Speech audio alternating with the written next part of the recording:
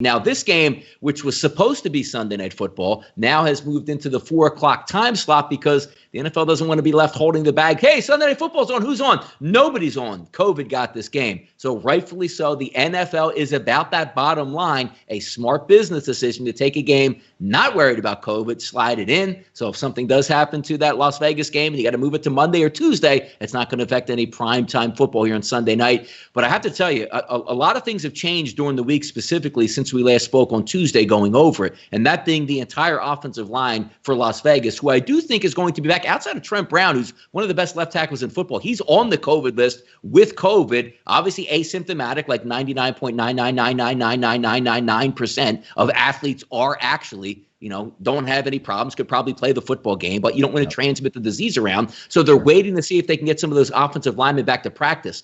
But if there's 1 week, if there's one game that you can't afford to have your offensive line not healthy and not on the same page, if you've watched the Tampa Bay front seven, including, yes, their linebackers, sideline to sideline, and a nasty line up front, Derek Carr's got to be looking at this game going, good Lord, man, we got healthy, and we're supposed to get healthy after a bye. Now we're getting more injured through, a viral disease. Yeah. I see the lines now opening back up. They were at 3s. They were 3.5s. They shut it down. Seeing it open up, Bet Rivers and also Bet365 here in New Jersey, now showing 4s, and I agree with it. If your line is in disarray, Tampa is going to squash you like a walnut in this game.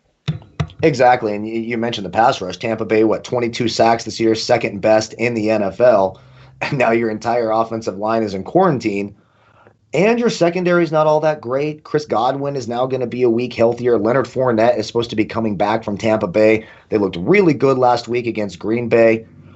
This one feels like Tampa Bay by a touchdown or more pretty easily. If that offensive line was healthy for the Raiders at home, I would probably feel a little bit different. I know we've got quite a few Raiders fans, and I'm sorry to Abel and all of them who, we've been picking on the Raiders all year, and they've made us look dumb a couple times, and a couple times we look smart. This time it's Tampa Bay.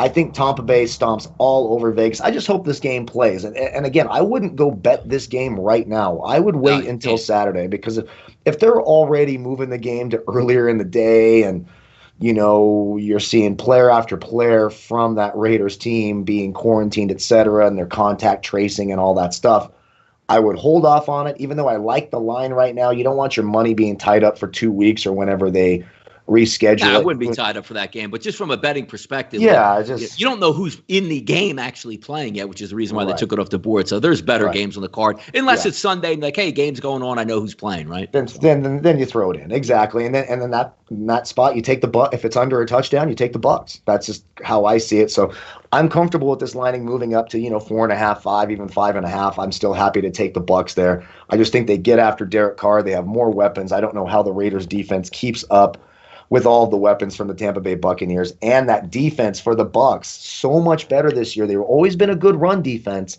Now that secondary is coming around with the emergence of Carlton Davis. You got to like Tampa Bay this week.